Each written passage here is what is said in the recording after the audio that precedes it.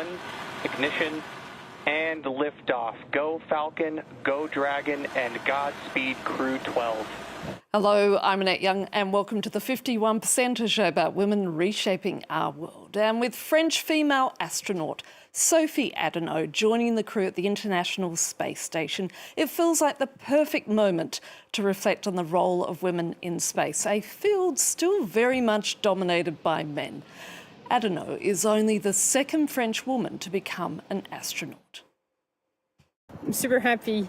The crew and I, we've been training hard for months. I've been dreaming about this for 30 years since I was a little girl. Yeah, years before Sophie Adenot set her sights on a career in space, other women were actively involved in the sector. But despite their achievements in computing, engineering, and even on board the launches, many of their names have long been forgotten by history. Olivia Salazar-Winspear takes a look back at some of those pioneers. In the space race, women have taken both small steps and giant leaps in decisive roles. Yet very few of them have become household names, nor major historical figures. It's one small step for man, one giant leap for mankind. Soviet parachutist Valentina Tereshkova was the first woman to go into orbit on June 15, 1963. Alone on this pioneering flight, she was nicknamed the Seagull. At the time, NASA was recruiting female engineers and mathematicians whose calculations helped send the first man to the moon in 1969. The film Hidden Figures paid tribute to those women in 2016. In Africa. I don't even know if I can keep up in that room. You're better with the numbers than anyone in there, Captain. This is time-lapse photography. NASA officially allowed women to go into space as astronauts in 1978, but it only actually happened 5 years later, when Stanford University-trained astrophysicist Sally Ride took off in the Challenger shuttle. Black astronaut to fly. In 1996, it was Claudie Egnéré's turn. The French cosmonaut spent 4 weeks at the Mir Soviet space station, blazing a trail and ushering in more women. If you think of the women who have gone into space, all of the major positions have been filled by a woman at some point. I hope that all these examples, including Sophie Adenot, can inspire little girls.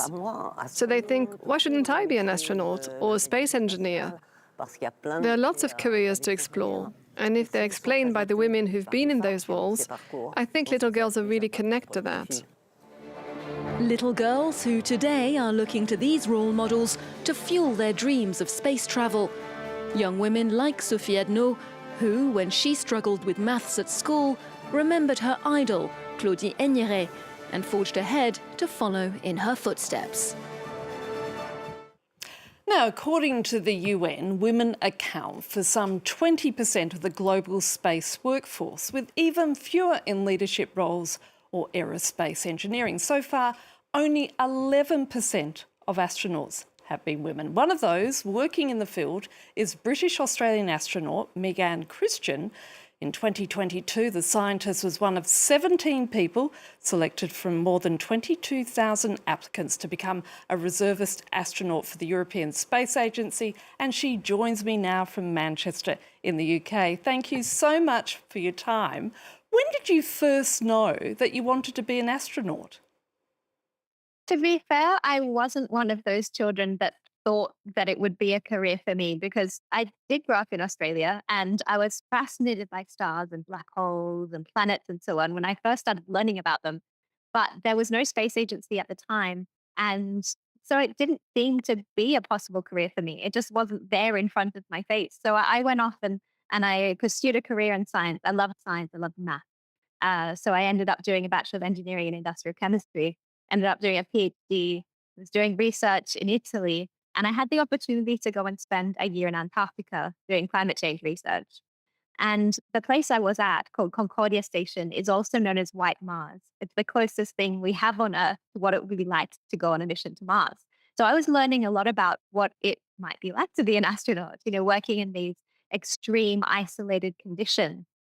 And that made me think, well, maybe this is something I could do. I was really building my confidence, realizing that I could, change to a new field, learn a lot of things about a different area that I wasn't used to, and that's the kind of thing that astronauts have to do on the International Space Station. So that it from then on, I was definitely going to apply at the next available opportunity. And how do you feel watching Sophie Adenot join the crew on the International Space Station?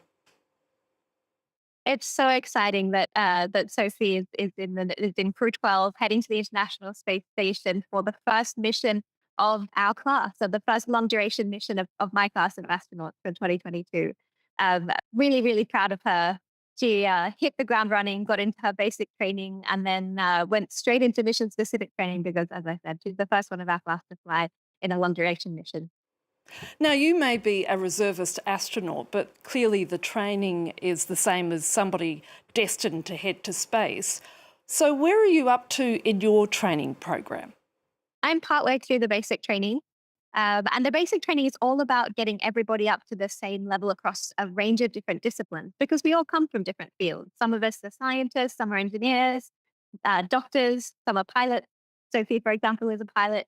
And so we all have to get up to a reasonable level across many different disciplines. And so we have scientific subjects. We've done biology, we're doing astronomy and astrophysics, Earth observations. We've also spent a lot of time underwater because that's the best way we have to simulate the conditions of weightlessness. So for an EVA, extravehicular activity, or a spacewalk. We've also done survival training, for example, sea survival, because if you're going to be launching and you have to abort for some reason and you end up somewhere far from the emergency services, then you have to be able to survive for the time it takes for them to come and get you. And we've done robotics training. So it's a real mix and it's quite exciting. Is there a chance that you may indeed end up going to space? As a reserve, there are no guarantees that I will get to go on a mission, but things are looking reasonably good because there are going to be more space stations in the future. The International Space Station is going to be decommissioned, but then there will be commercial space stations. And so that will bring a whole range of new opportunities, as well as the Artemis missions heading back to the moon. So it looks like there will be more opportunities to come very soon. Indeed, fingers crossed. And are there any differences between women and men in the actual training process? In theory, no. We all do the same training. But in practice, it's a little bit different, right? The way that you plan your life has to be a little bit different. To do astronaut training, in a way, we have to put our lives on hold. And so that brings up questions of, when do you plan to have a family? Or if you have a family already, how do you plan care of your family? Of course, these are problems that men might encounter as well, but it's our body. So it's obviously more different for women, more difficult for women. And the space agency does everything that they can to support this. But it's an extra layer of complication for sure. What impact does space have on the female body? There haven't been a huge amount of women that have gone to space so far, so we don't have vast statistics. But there is a general understanding that women may be more strongly affected by the radiation, particularly to the reproductive system. So this could be a problem. On the other hand, there have been some studies done in places like Antarctica, in extreme environments, that suggest that women are actually more psychologically resilient, could be better adapted to space travel. And also the fact of generally being smaller and lighter, using fewer resources, means that perhaps women could be more adapted to space travel.